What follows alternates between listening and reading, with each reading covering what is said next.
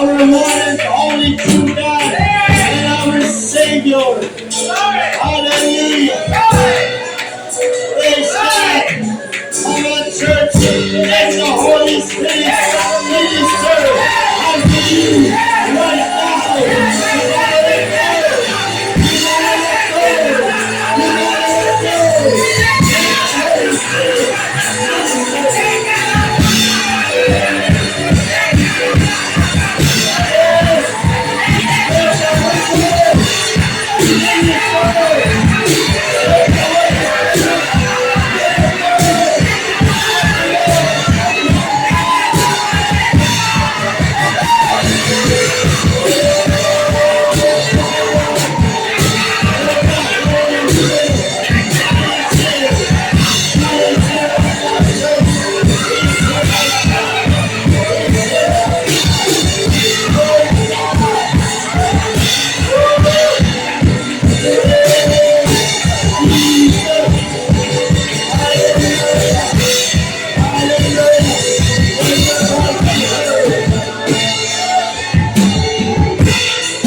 Hallelujah. Praise God. Gotta let go of yourself, church. Hallelujah. Tunay na Diyos na buhay. Dahil meron tayong tunay na Diyos na buhay. And His name is Jesus. His name is Jesus. What a beautiful song. What a beautiful praise. What a beautiful worship to the one, to the Most High God, the one and only God and our Savior, Jesus. Hallelujah. The one and only true God. And there is none beside you, Lord. There is none before thee. There is none after thee. Thou art alone. And you manifested yourself in the flesh for our salvation to be crucified on the cross of Calvary. You prepared a body for us to be saved, to be redeemed. Our homeland is not about us. It's about you. It's about you. It's about you. Oh Lord. It's about what you've done. It's about what you've done. That's why you praise you. It's who you are. Hallelujah. It's what you are. That's why we worship you. Hallelujah. Praise God. The Lord is here to comfort us once again today. The Lord will comfort us once again today. He will comfort us. Hallelujah. Hallelujah. Praise God. Hallelujah. Oh God, Jesus. Let us open our Bibles in the book of Romans chapter 7. Hallelujah. Verse 9. Hallelujah. Romans chapter 7 verse 9 and so on. We will read from chapter 7 of book of Romans from verse 9.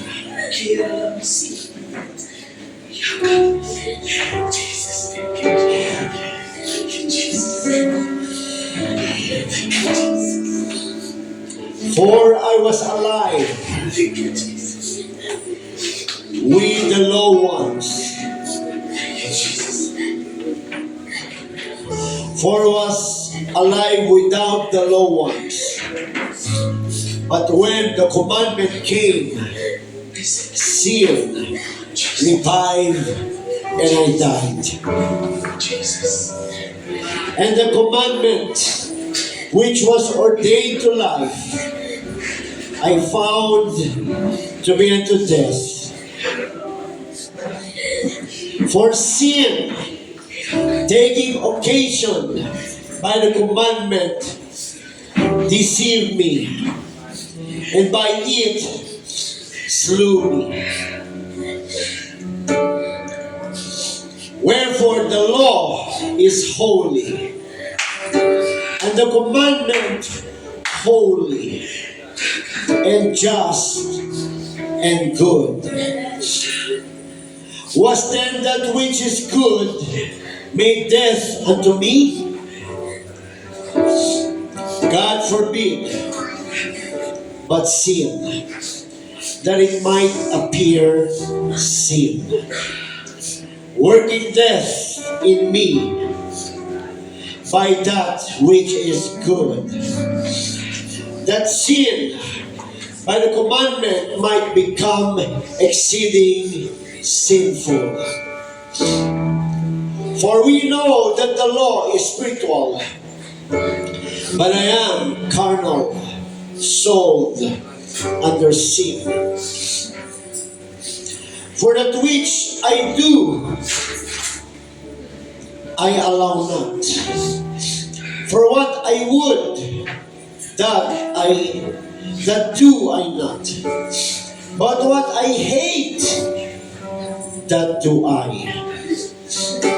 If then I do that which I would not, I consent unto the law that it is good.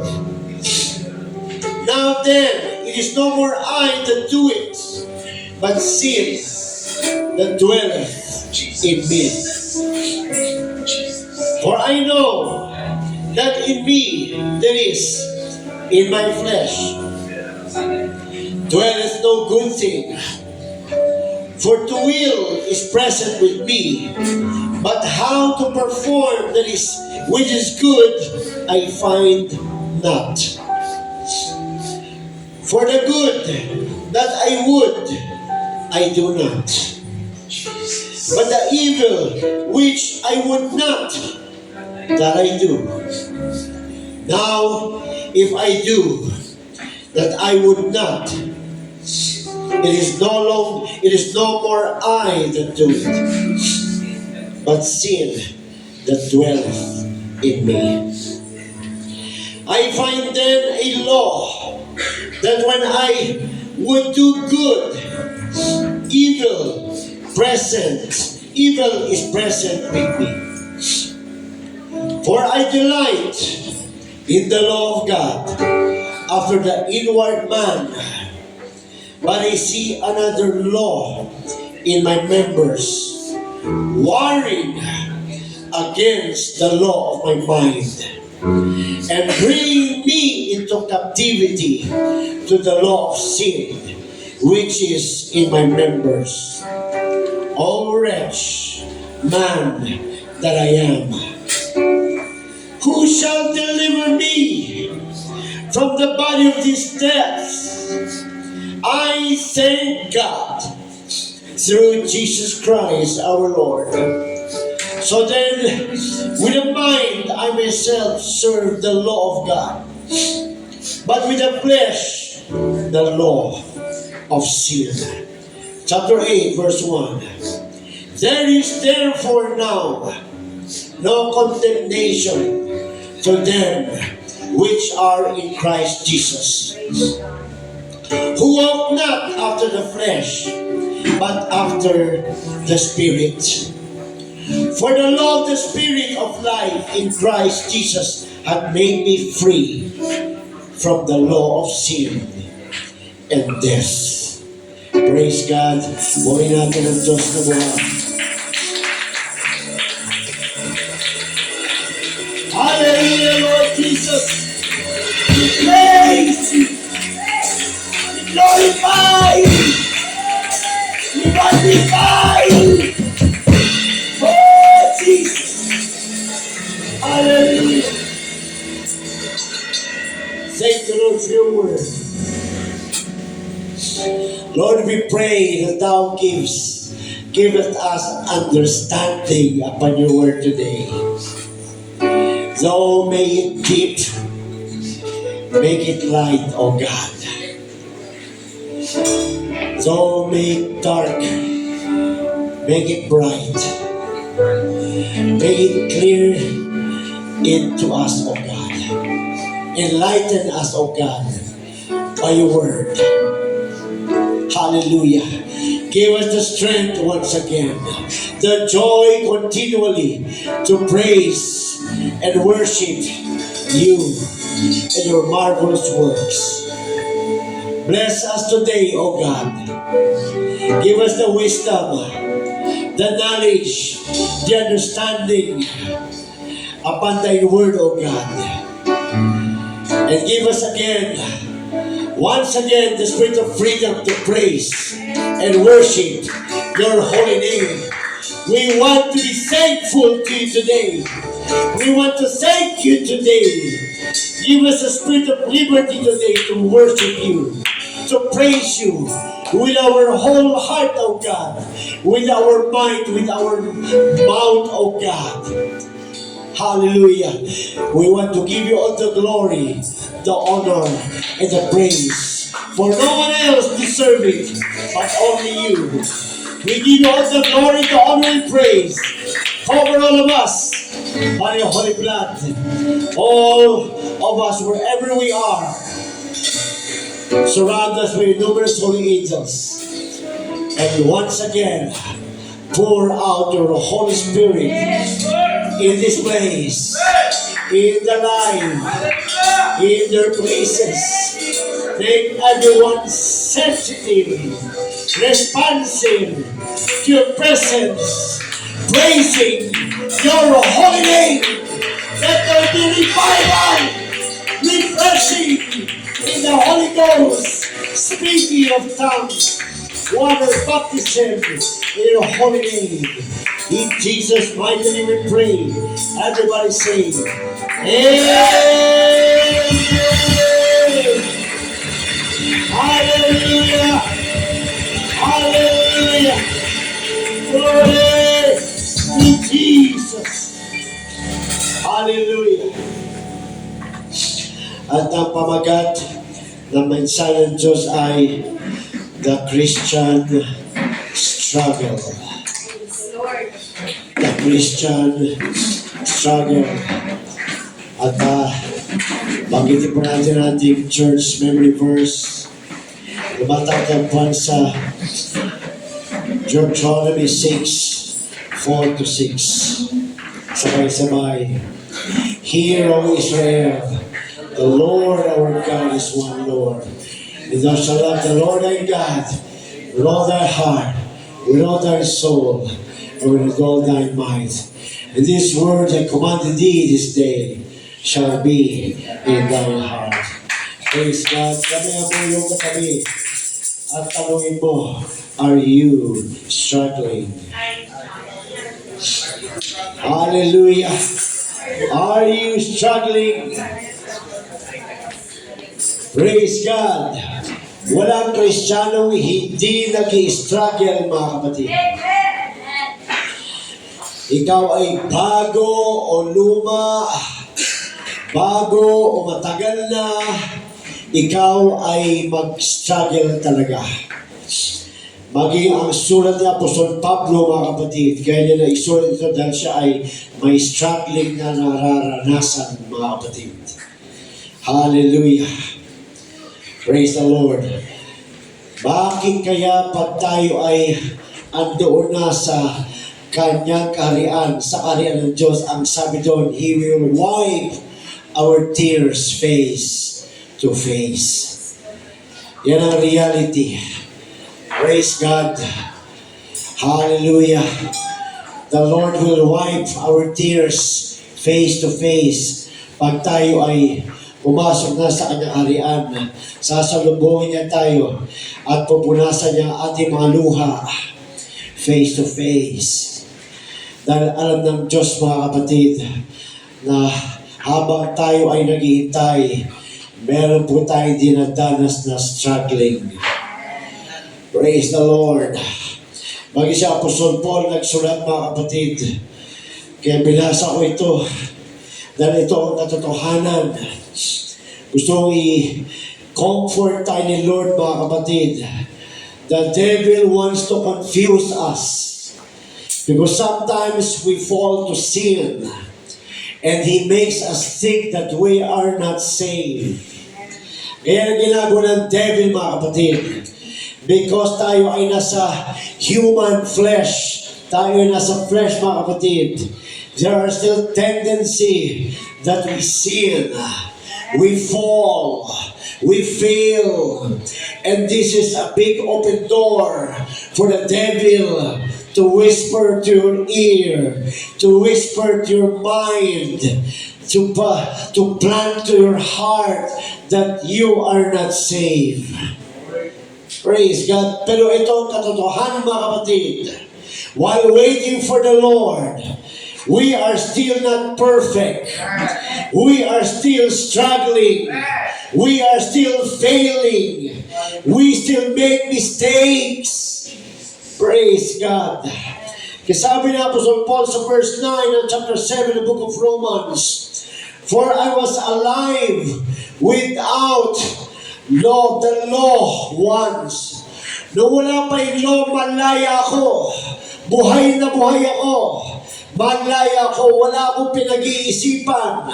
I was alive without the law once. But when, hallelujah, but when the commandment came, sin revived and I died. Pero nung dumating na ang utos ng Diyos, ako ay namatay dahil nabuhay ang kasalanan. Why? Because of the law, because of the commandment of God, because of the Word of God, we realize that we are sinners. Kaya nung tayo ay nakabasa ng salita ng Diyos, tayo ay naging guilty. Dati malaya, walang inaalala, walang iniisip, akala laging ready mamatay. Pero buti na lang, dumating ang salita ng Diyos sa atin. Dahil yun ang nagpukaw sa atin. Yun ang nagising sa atin. Na anak, hindi ka pa ready. Hindi ka pa handa. Hindi ka pa tunay na malaya. Ang totoo niyan, hindi ka malaya. Kaya mabuti na lang, dumating sa atin ang salita ng Diyos dahil yun ang gumising sa atin na meron pala tayong dapat gawin, meron palang dapat pantayan, meron palang dapat isipin na hindi pala talaga tayo tunay na malaya hanggat hindi tayo nakakasunod sa utos ng Diyos. Hallelujah! Kaya minsan, pag naman may namatay, napakadaling magsalitang rest in peace. Pag na may namatay na, makita mo na lang sa Facebook, madali na lang binibitawan ang RIP, rest in peace. Totoo ba talaga ang rest in peace? Malalaman natin mamaya. Praise God. Verse 10, "And the commandment which were ordained to life," naka-design ang utos, ang commandment ng Diyos, naka-ordain ito sa bawat buhay ng tao dahil ang mga tao ay kailangan mapukaw. Hallelujah, magising. Hallelujah. No, the commandment which was ordained to life, I found to be unto death.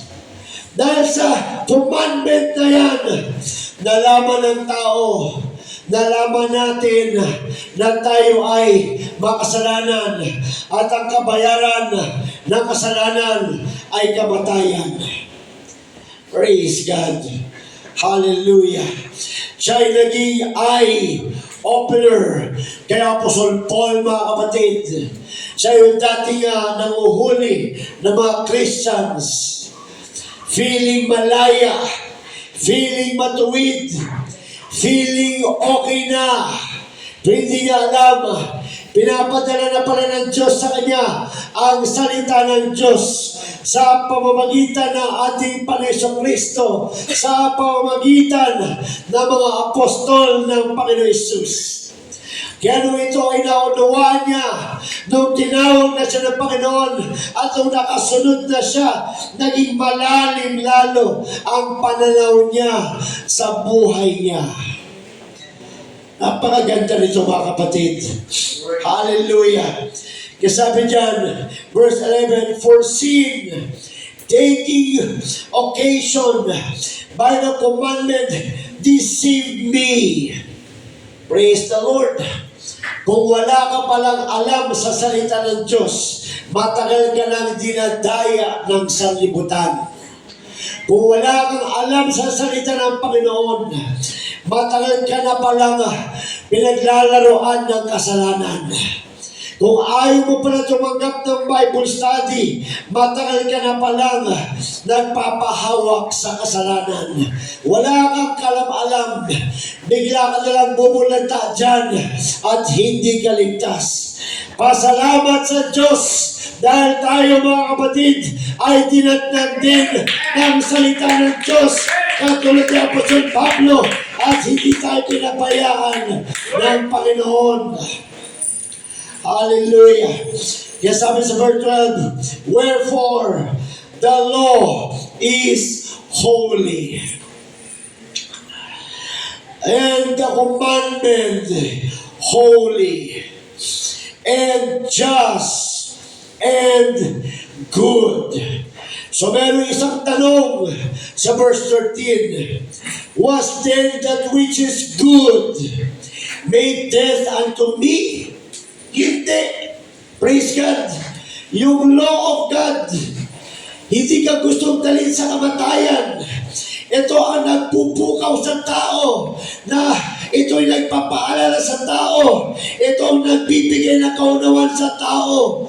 No, dahil sa law, napukaw tayo. Dahil sa salita ng Diyos, na-enlighten tayo na meron pala tayong pupuntahan na impyerno. Hallelujah.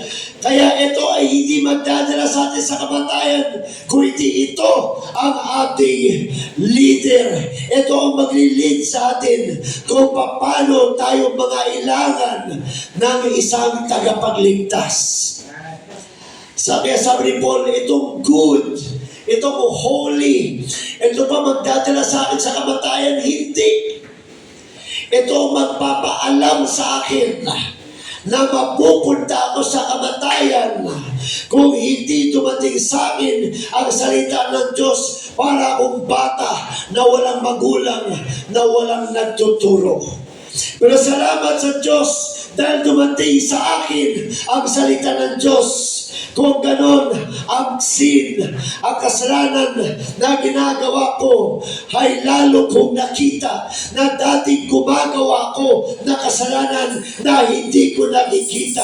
Pero ngayon, dumating sa akin ang salita ng Diyos. Kaya nakita ko na ako'y isang makasalanan. Nakita ko na meron palang kasalanan sa sanlibutan. Ganda, di ba mga kapatid? Praise God. Hallelujah. Kaya sabi niya, hallelujah, sa verse 13, was then that which is good made death unto me? Isang tanong, God forbid. Ayaw ni Lord. Pero pag ang tao ay hindi talaga sumunod sa utos ng Diyos, yun talaga ang consequence. Mapupunta talaga sa kamatayan. Pero sabi nga ng Apostol Paul, God forbid. Hindi yun ang plano ng Diyos. Yun ang pampukaw, pambukas ng mga diwa, ng mga mata ng kaluluwa. Yun ang ginamit ng Diyos Parang tayo lang yan. Kung hindi tayo hinahayuan, akala natin, gagawa ka na lang ng mabuti, ay okay na. Pero nung nahayuan tayo, nung nasharean tayo ng salita ng Diyos, doon natin nalaman na wala palang magagawa ang paggawa ng mabuti. Dahil lahat tayo, papunta pa rin sa impyerno. Romans 6:23, for the wages of sin is death. Hallelujah. But the gift of God is eternal life through Jesus Christ our Lord. Hallelujah. Kisabi dyan mga kapatid, sa 14, for we know, sabi nga sa 13, balik ako yung 13, God forbid, but sin, para makita natin yung sin, nagkaroon ng law, para makita natin yung evil, nagkaroon ng good. Without the good, we will not see the evil. Without the law, without the word of God, we will not see the sin that we do. Talagang kaling na binigay ni God na unawa kay Apostol Pablo, mga kapatid. Hallelujah. Kasi sinasabi dito, but sin, that it might appear sin. Kaya nga, binigay ang salita niya para mag-appear ang mga ginagawa ng taong kasalanan para lumabas. Dahil hindi na alam na nagkakasala para sila. Kaya kinakailangan ng guide, kinakailangan ng schoolmaster, kinakailangan ng salita mula sa Diyos para malaman ng tao na wala na sila sa lugar. Hallelujah. But sin, that it might appear sin. Kasi hanggat wala ang salita ng Diyos, ang sin, hindi sin sa tao. Kaya nga ngayon, di ba? Ang mali ngayon, tama na. Di ba? Ang tama noon, mali na ngayon. Bakit? Walang salita ng Diyos. Kaya pinadala ng Diyos ang kanyang salita para mag-appear ang sin. Hallelujah. Kaya kung wala ang salita ng Diyos, hindi makikita ng tao that they are committing sin. Ganyan tayo kapalad. Hallelujah. Dati rin tayong katulad ni Apostol Pablo na sinabi niya sa verse 9, malaya ako noon nung wala pa yung utos. Pero nung dumating na yung utos, nakita ko na makasalanan din ako. Nakita ko na meron pala akong ginagawang mali. Magpasalamat tayo. Kung meron tayong Bible study, dahil pag may Bible study, nag-a-appear yung mga ginagawa nating mali. Pag may preaching, pag may paghahayo, pag may Sunday service, pag may pag-aaral ng salita ng Diyos, nag-a-appear. Hallelujah. Ang lahat ng mga ginagawa nating mali, at doon tayo tinutuwid ng Diyos, mga kapatid. Kaya hindi siya pangit, maganda siya. Dahil naaayos ang hindi dating ayos. Naaayos ang mga sira. Hallelujah. Sabi dito mga kapatid, but sin, that it might appear sin, working death in me by that which is good. Yan. Yung good, yun yung law. Yung good, yun yung salita ng Diyos. Yun yung holy. Dadalhin ka niyan sa kamatayan kung hindi ka susunod. Kaya sabi niya dyan, was then, sabi niya dyan, working death in me by that which is good. May effect na kamatayan. Glory to God. Diba? Buti na lang. Di ba? Hindi ka pa nabawian ng buhay, naunahan ka na ng salita ng Diyos. Di ba? At buti na lang, sumunod ka. Dahil may mga kasabay tayo, pero hindi sumunod. Hallelujah. Kaya sinasabi yan, working death in me by that which is good, that sin by the commandment might become exceeding sinful. Wow! Praise God! Yung sin, lalong lumalala ang sin dahil ine-expose siya ng salita ng Diyos. Kaya ang ating mga gawang mali na-expose dahil sa salita ng Diyos. At dahil na-expose, nagkakaroon ka ng desisyon na mag-repent, na magbago, naghanap ka ng Savior, ng Redeemer, dahil sa commandment of God. Hallelujah. 14. For we know that the law is spiritual, but I am carnal, sold under sin. Ito ang tunay, mga kapatid. Hallelujah. Praise God. Ano sabi sa Romans 5:12? Wherefore, as by one man sin entered into the world, and death by sin, and death passed upon all men, for all have sinned. Praise God. Sabi ng apostol, mga kapatid, Pablo ay, hallelujah, for that which I do I allow not. Yung dapat natin gawin, dumating na sa atin ang salita ng Diyos. Buti na lang. Tumanggap tayo. Buti na lang. Pero saan dumating ang salita ng Diyos? Sa carnal nating katawan. Hallelujah. Yung good, pumasok sa evil. Yung good, pumasok sa bad. Kaya sabi ng Apostol Pablo, dito sa verse 15, for we know that the law is spiritual, but I am carnal, sold under sin. For that which I do, I allow not. Praise God. For what I would not do I not, but what I hate that do I. Look at that, church. Praise God. Niligtas ka na ng Diyos. Ikaw yung katawan.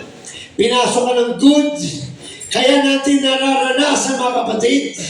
Hallelujah. Kahit na nasa Panginoon ka na, andyan pa rin ang tendency ng tao na magkamali. Gumawa mali. Sa mind natin, gusto talaga natin sumunod sa Diyos. Sa mind natin, gusto talaga natin maging perfect sa harapan ng Diyos. But still, we fail.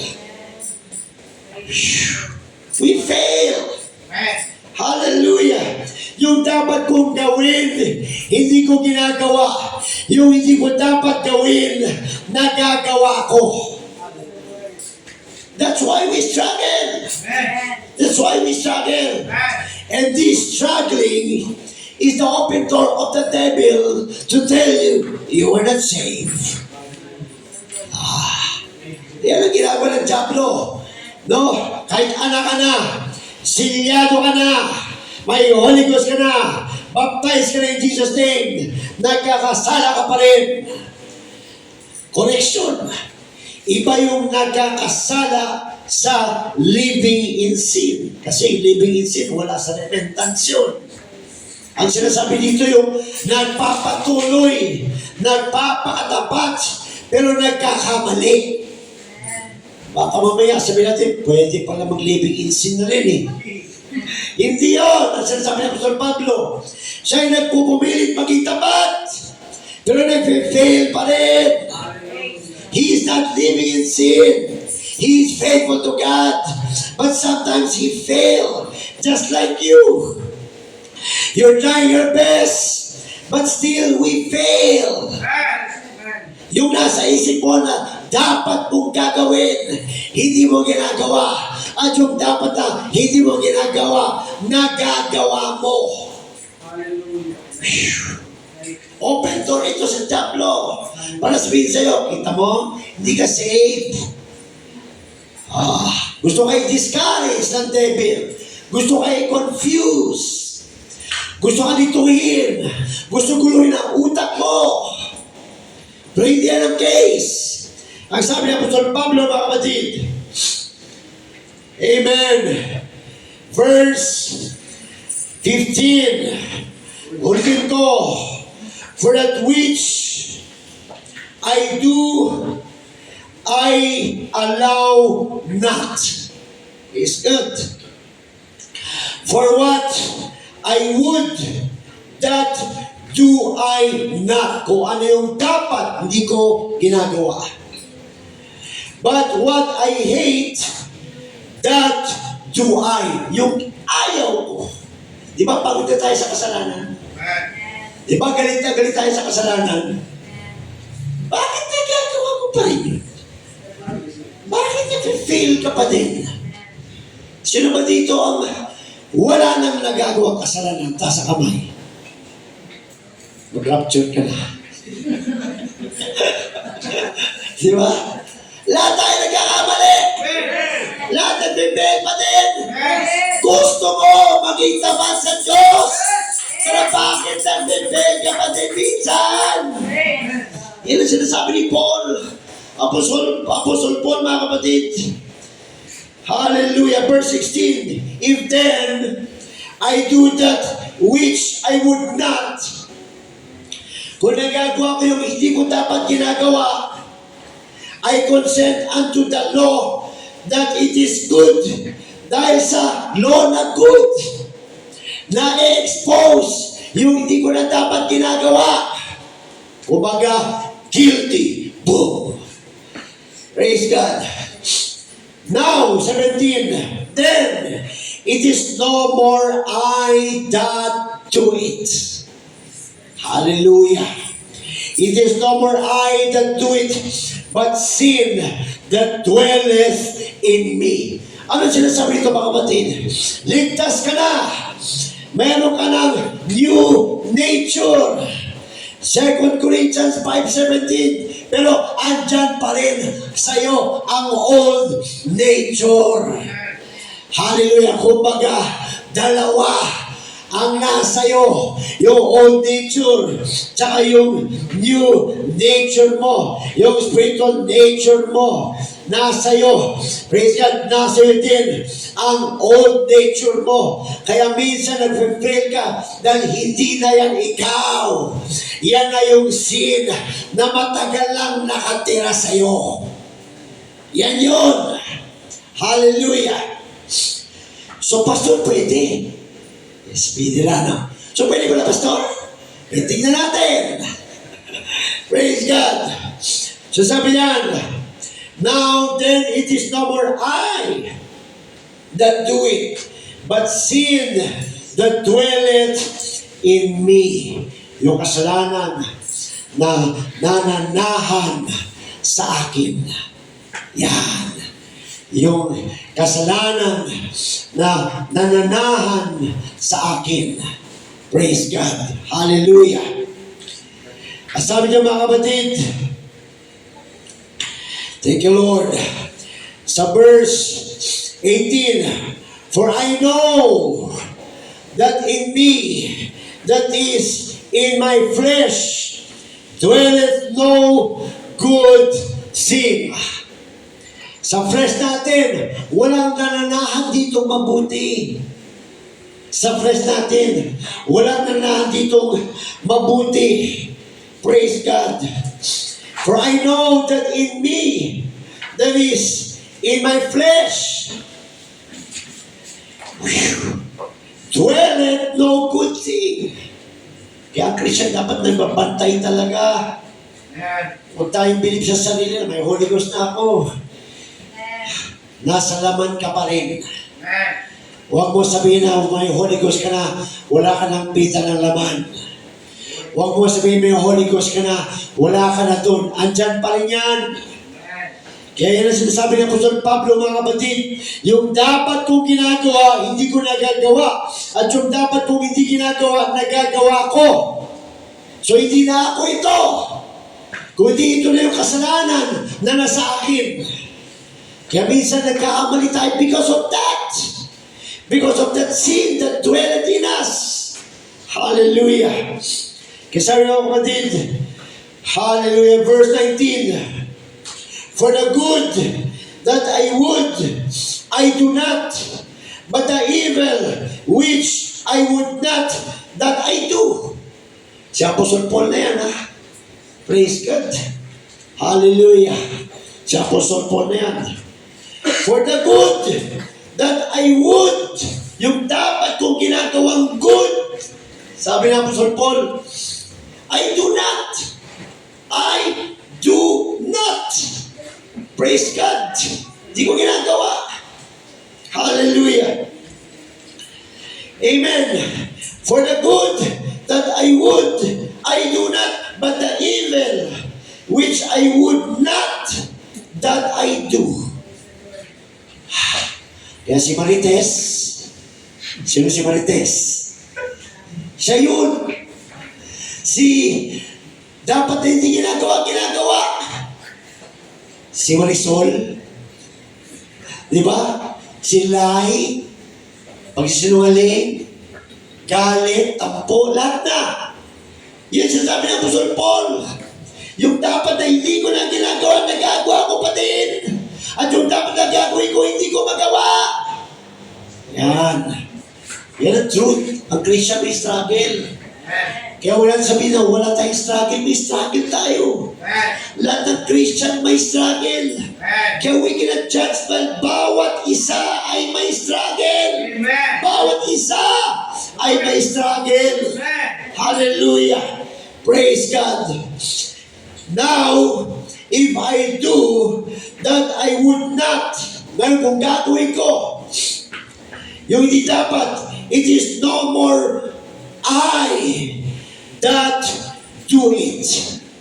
Yeah. Kung ginagawa ko yung hindi dapat, hindi na ako yan.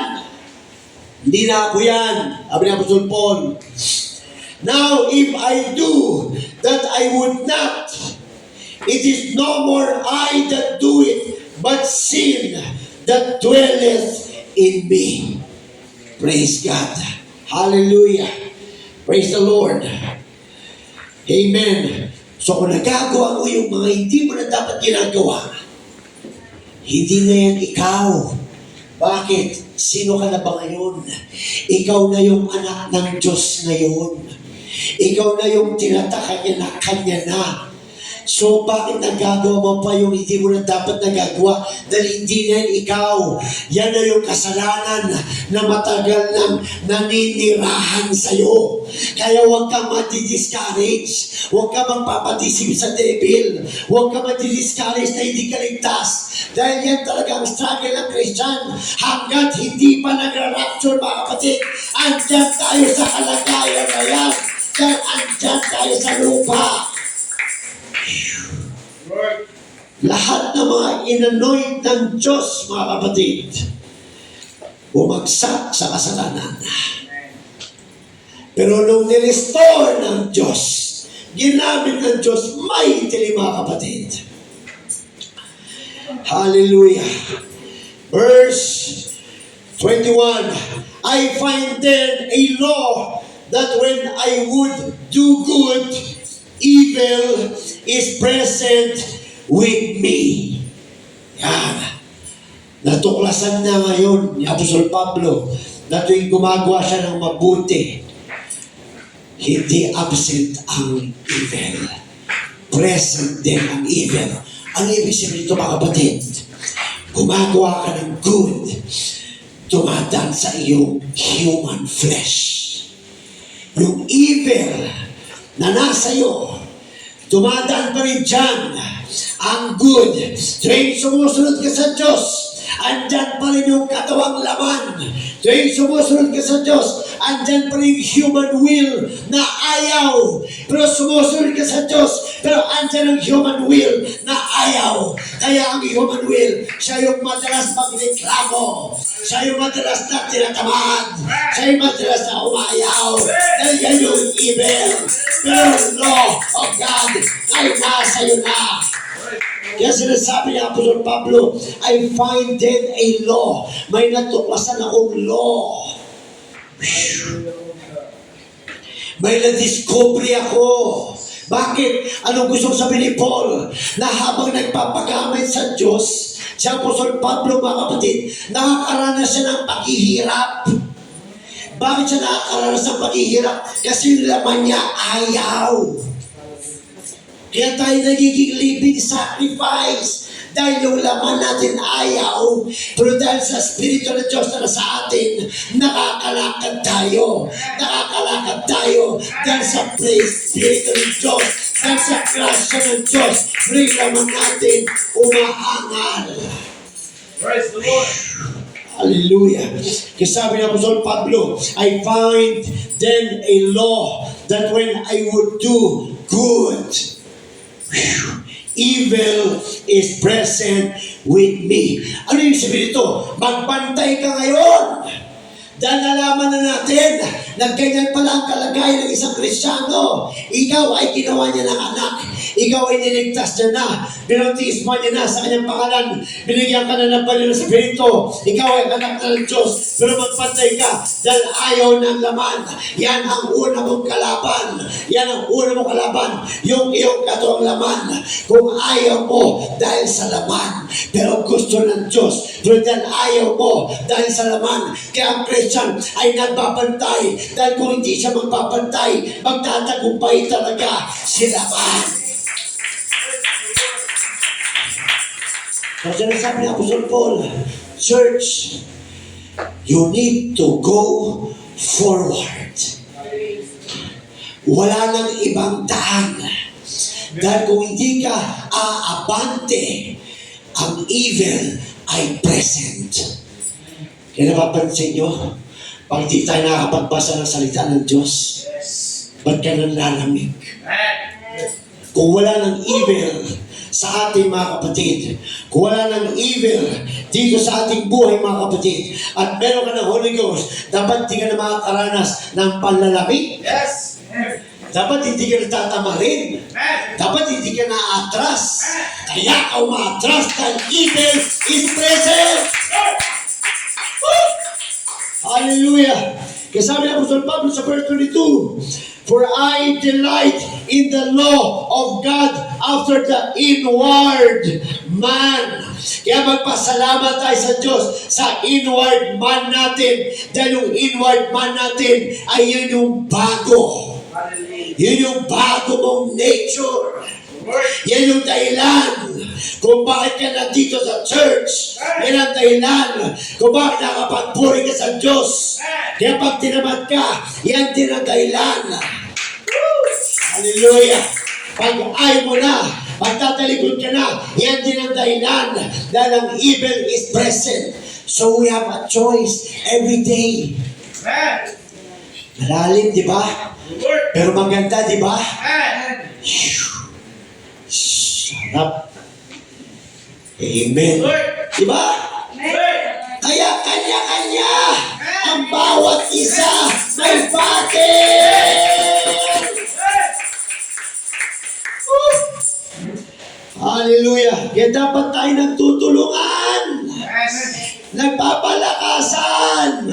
Hindi nagpapahinaan. Bakit? Dahil alam natin si kapatid may battle. Si kapatid may battle. Si kapatid may battle. Ako may battle. Magtutulungan tayo. Dahil lahat tayo may present evil law. Hallelujah.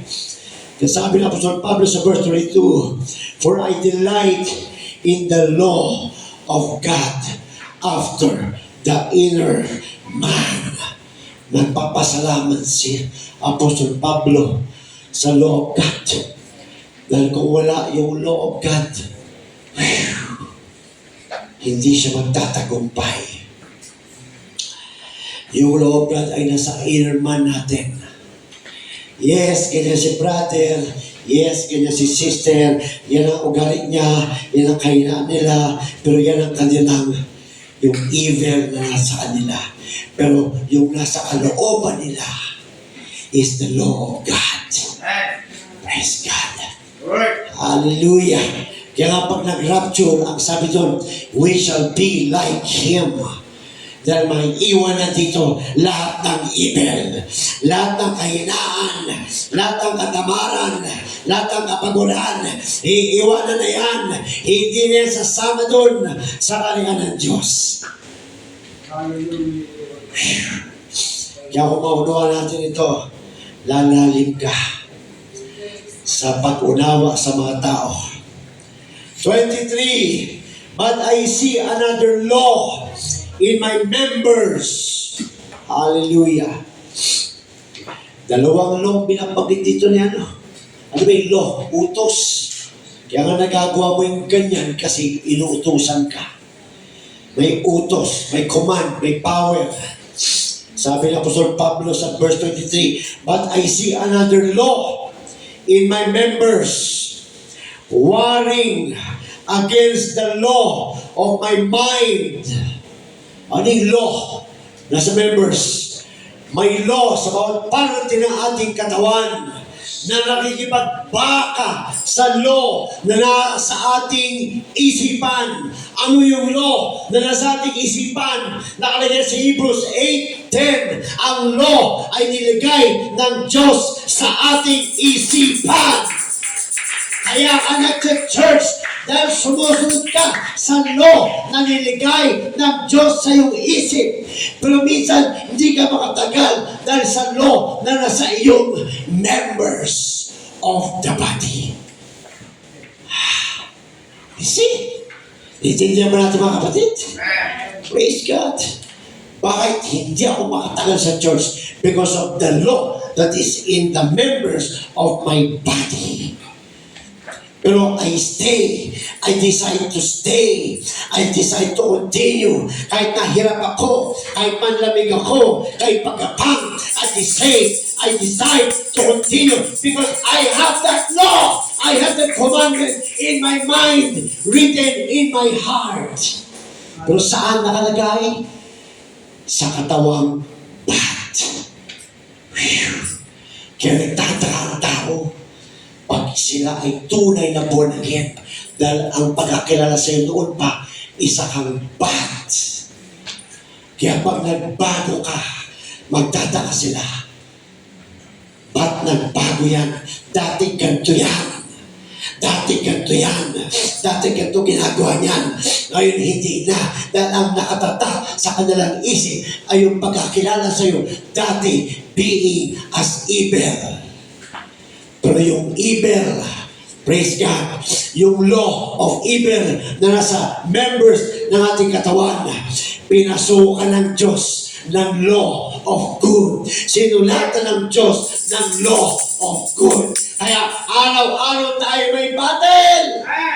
Kaya parang hirap ka manalangin dahil naglalaban lagi ang law of evil and law of good. Yan ang tunay na reality ng Christian life, mga kapatid. Hallelujah. Kasabi niya, but I see another law in my members, warring, nakikipaggera, warring against the law in my mind and bringing me into captivity to the law of sin. So may law. May another law na nasa members na ating katawan na nakikipagbaka sa law na nasa ating mind. Praise God. At anong ginagawa natin law na nasa members ng ating katawan? Dadalhin tayo sa kasalanan. Kaya may mga Christians na nag-fail because of the presence of the two kinds of law in us. Hallelujah. Kaya magiging wise ka na ngayon. Pagkatapos ito, ganun pala yun.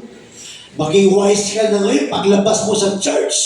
May law of sin pala in my body. Kaya pala nagagawa ko yung hindi ko na dapat gawin. Dahil ang law of sin in my body pala, gusto pala ako i-captivate sa sin. Pero pwede pala ako pumili kasi may law of good in my mind, written in my heart. Kaya sinabi sa Romans 8:14, they that are led by the Spirit of God, they are the sons of God. Dahil nakikipagbaka talaga siya. Nakikipagbaka talaga yung Kristiyano sa law of sin. Dahil alam niyang kaya dala sa kanyang law of good, the commandment of the Lord. Kaya pag pinili niya ang law of the Lord, magtatagumpay siya at siya'y nakakalakat sa spirito, hindi sa laman. Kaya kung hindi pa natin nagagawa yan, church, kung may nagagawa pa tayo, it's because it is the law of sin who is holding us. It is because the law of sin we are following. Ganda, di ba? Praise the Lord. Meron palang gera sa katawan ko araw-araw. Matutulog ka na lang. Sabihin ng laman, tulog ka na. Sa patulog. Sabihin naman ni Lord, pray ka muna. Gera na yun, gera na. Ayoko mag-pray, gera. Pagising mo, no? Ibig sa mag-pray ka muna. Oo. Cellphone muna. Loob, sige gumagana. Di ba? Maging wise tayo, church. Hallelujah. Sabi dyan, O wretch, 24, O wretch man that I am. Wasak pala ako talaga. Wasak. Praise God. Wretch. Wasak. O wretch man that I am.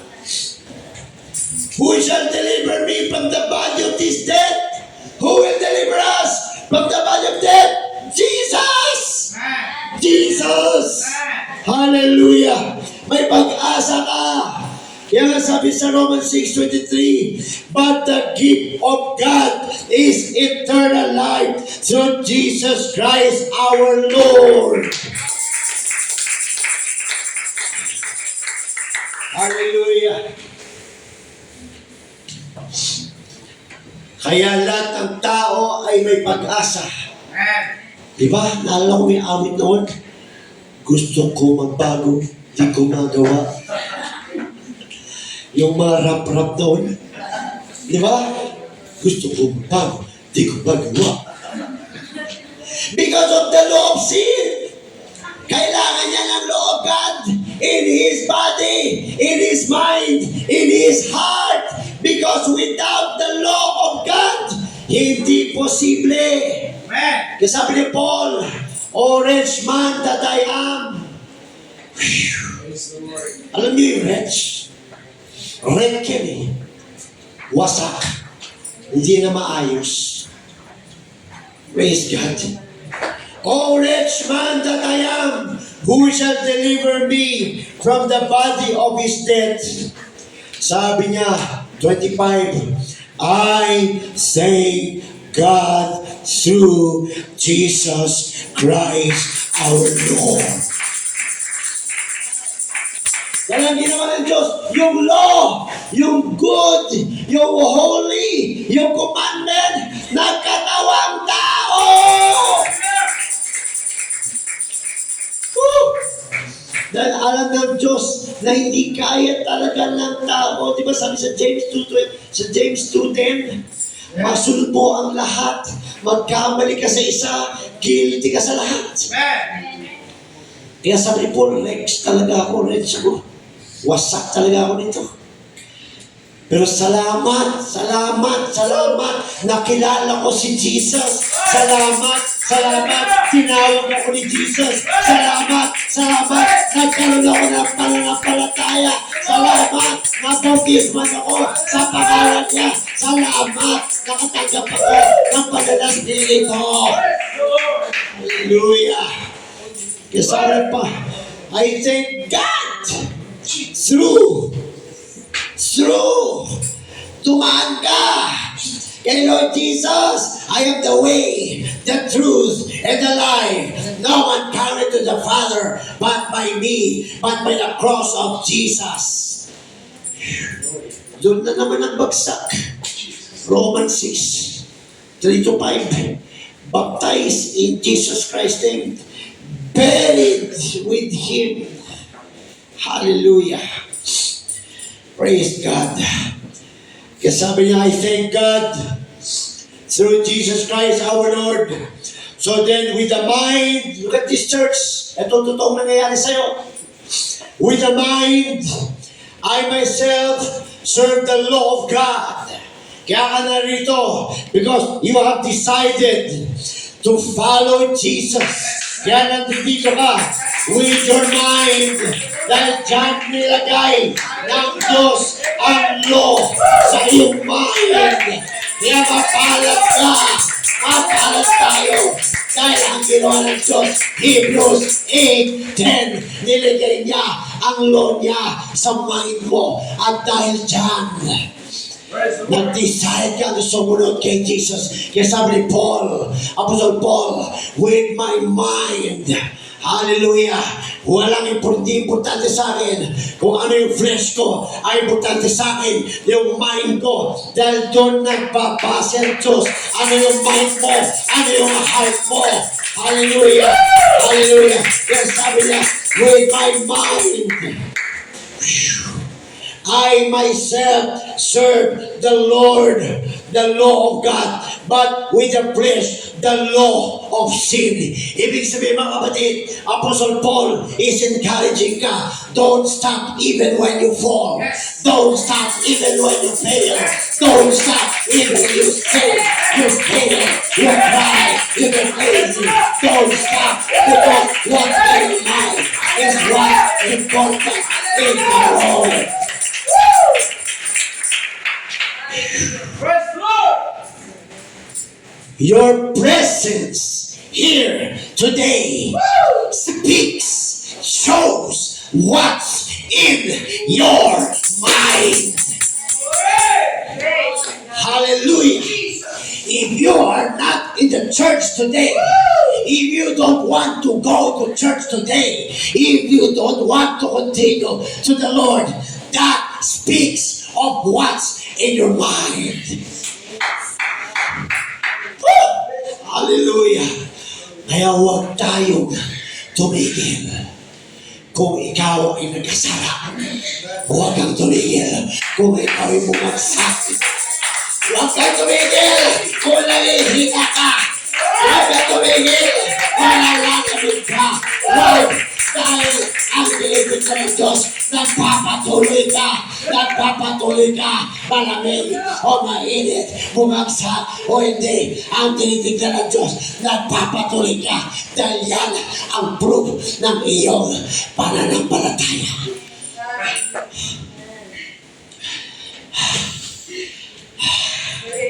Hallelujah. Kaya sabi niya sa verse 25, I thank God. Minsan, di ba? Minsan gusto mo na tumigil, di ba? Di ba? Minsan sinasabi mo, di ako worthy. Di ako karapat-dapat eh. Alam mo, di naman ako nagbabago eh. Mahina pa rin ako eh. Para ayoko lang eh. Parang pagod na ako eh.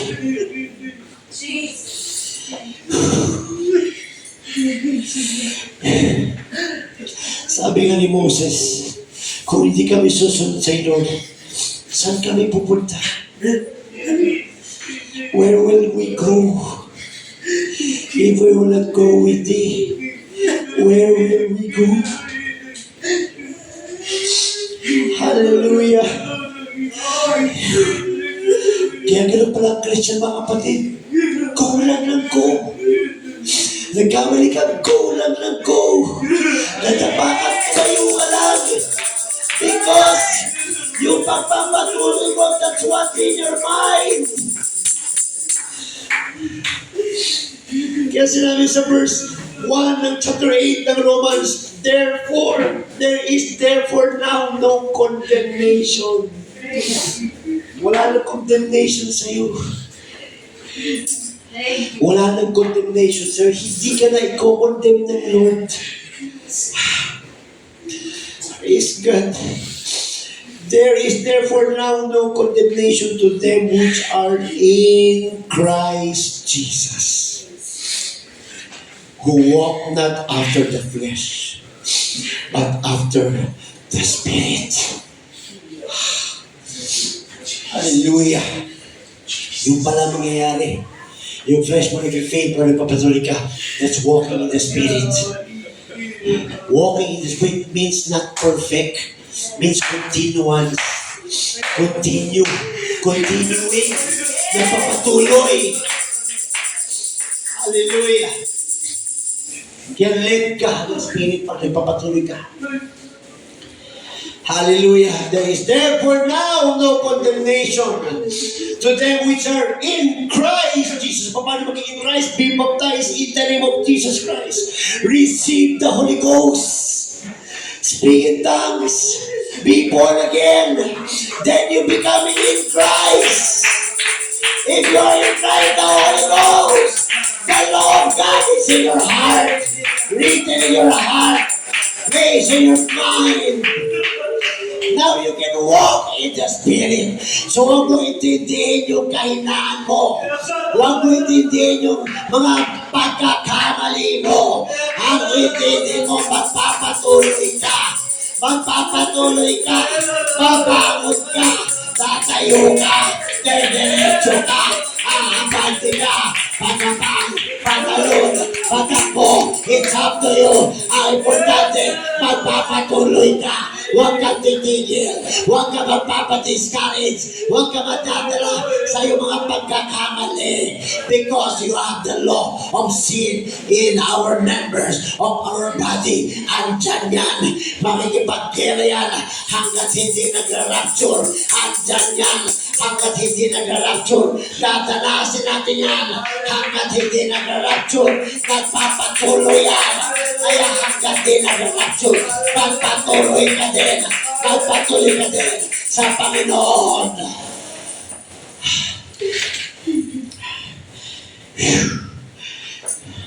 For the law of the Spirit of life in Christ Jesus had made me free from the law of sin and death.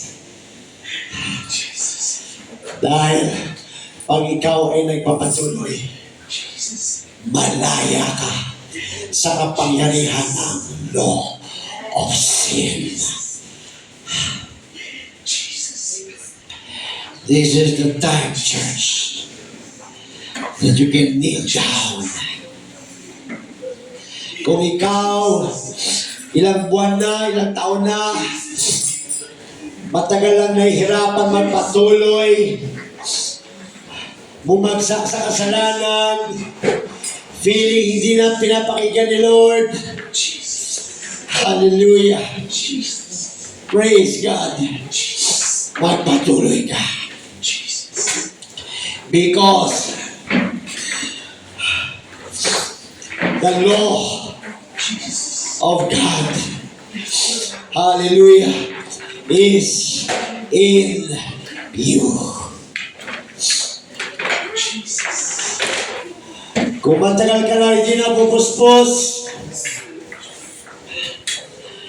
let the Holy Spirit minister to you right now.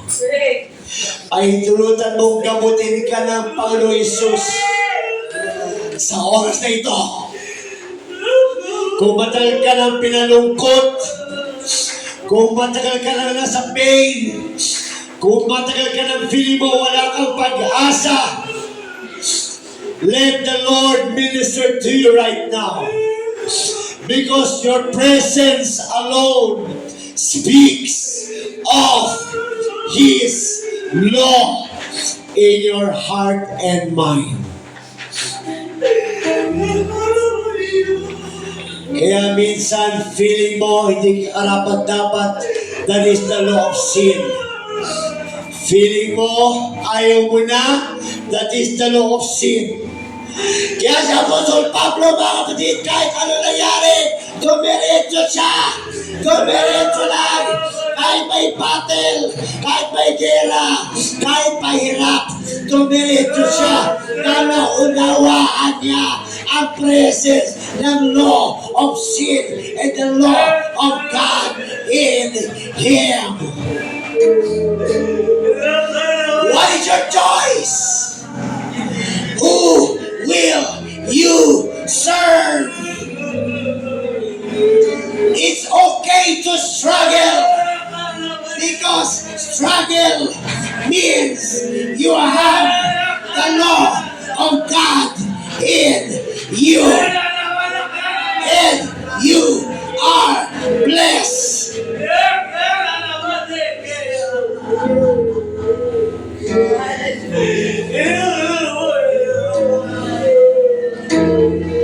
Hallelujah.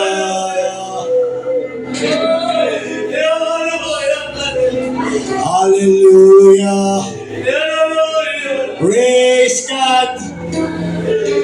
Did you understand the message, church?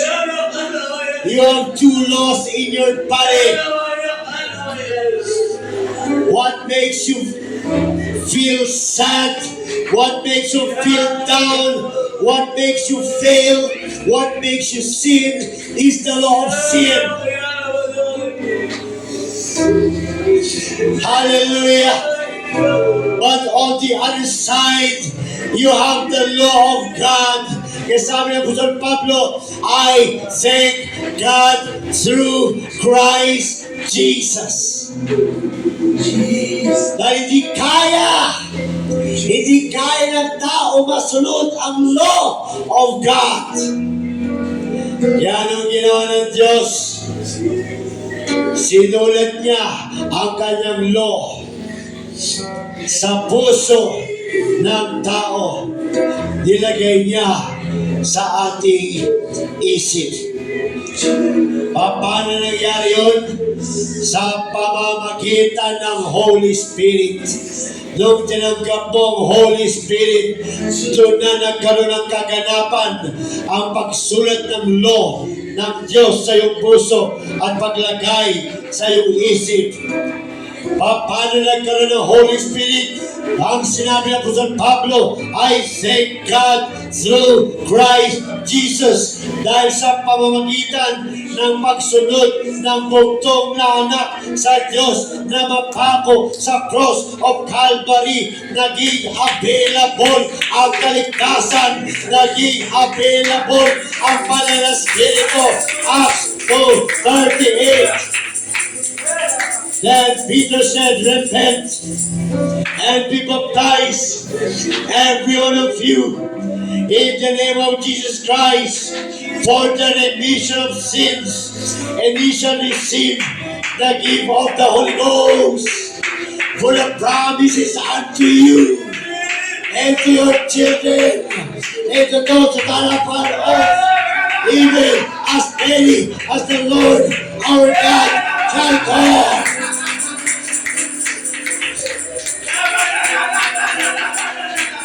Who will you serve right now? Will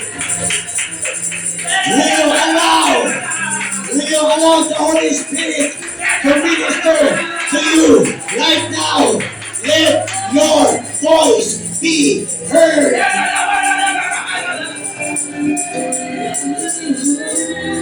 Ngayon naintindihan mo na walang dahilan para tumigil. Huwag magsakatan sa law of sin. Nagkakamali ka because of the law of sin. Nagsusuhay ka because of the law of sin. But you have the law of God in you. Choose the good. Choose the good. Continue. Huwag mo na pansinin ang law of sin sa iyong katawan. Dahil sabi nga sa Romans 8:1 hanggang 2, wala ka ng condemnation. There is now no condemnation. This is not walk now in the flesh, but in the Spirit. At ikaw ay meron halayan. Malaya ka na sa law of sin because the law of God is already in you. Jesus.